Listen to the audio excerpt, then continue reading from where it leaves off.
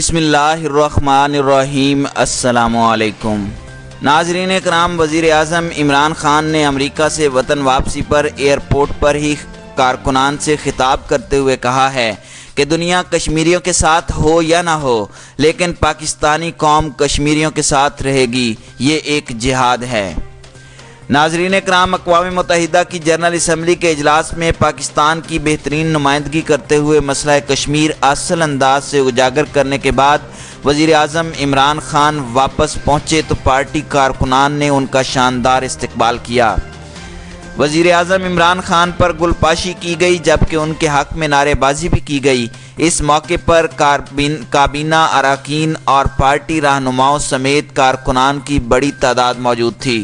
Airport پر party کارکنان سے خطاب کرتے ہوئے وزیر اعظم عمران خان نے اقوام متحدہ میں کشمیر کا مقدمہ پیش کرنے کی ہمت دینے کے لیے دعا کرنے پر پوری قوم اور بالخصوص اہلیہ بشرا بی بی کا شکریہ ادا کیا۔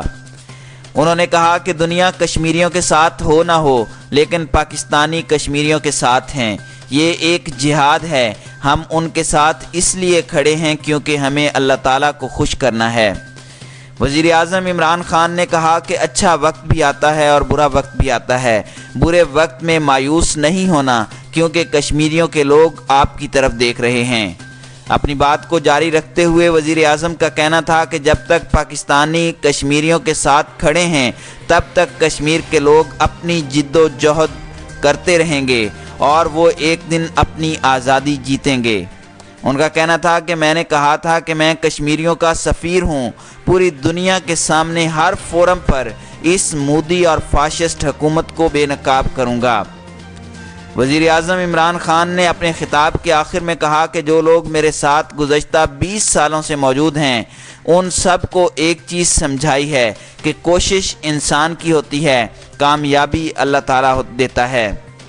وفاقی کابینہ کے ممبران، پاکستان تحریک انصاف کے رہنما اور کارکنان کی بڑی تعداد وزیر اعظم کے استقبال کے لیے ایئرپورٹ پہنچی، جبکہ اہم شاہراہوں پر استقبالیہ بینرز بھی آویزاں کیے گئے۔ اس سے قبل وزیر اعظم کی معاون خصوصی برائے اطلاعات و نشریات فردوس عاشق اعوان نے سماجی رابطے کی ویب سائٹ پر ٹویٹ کرتے ہوئے کہا تھا کہ اقوام متحدہ میں امت مسلمہ اور مظلوموں کی آواز بن کر انہوں نے پوری قوم کا سر فخر سے بلند کیا۔ انہوں نے پاکستان تحریک انصاف کے رہنماؤں، کارکنان اور کابینہ ارکان کو وزیر اعظم کا استقبال کرنے کی دعوت دی۔ ناظرین اکرام، وزیر اعظم عمران خان اقوام متحدہ کی جنرل اسمبلی میں خطاب کے بعد وطن واپسی کے لیے سعودی ایئر لائنز کی کمرشل پرواز کے ذریعے نیو یارک سے جدہ پہنچے، جہاں مختصر قیام کے بعد وطن روانہ ہوئے۔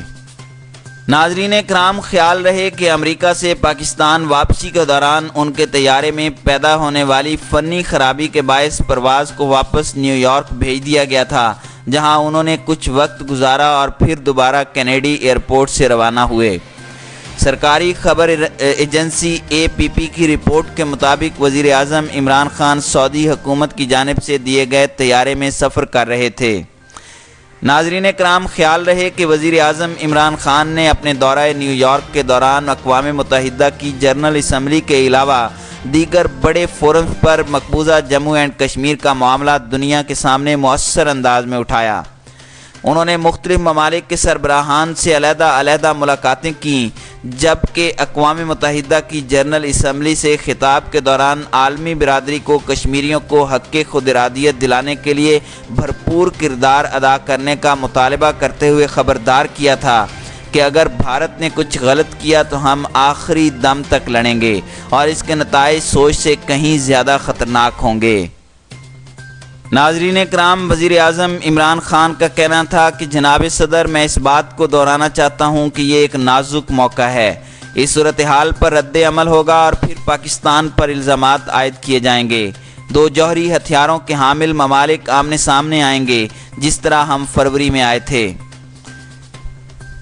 عمران خان کا کہنا تھا کہ اگر کچھ غلط ہوا تو آپ اچھے کی امید کریں گے، لیکن ہم اس سے نمٹنے کی تیاری کریں گے۔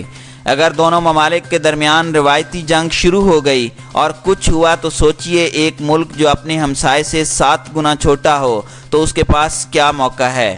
یا تو آپ ہتھیار ڈال دیں یا آخری سانس تک اپنی آزادی کے لیے لڑتے رہیں۔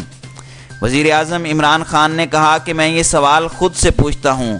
میرا ایمان ہے کہ لا الہ الا اللہ، اللہ کے سوا کوئی معبود نہیں، اور ہم لڑیں گے۔ اور جب ایک جوہری ہتھیاروں کا حامل ملک آخر تک لڑتا ہے تو اس کے نتائج سوچ سے کہیں زیادہ ہوتے ہیں، اس کے نتائج دنیا پر پڑتے ہیں۔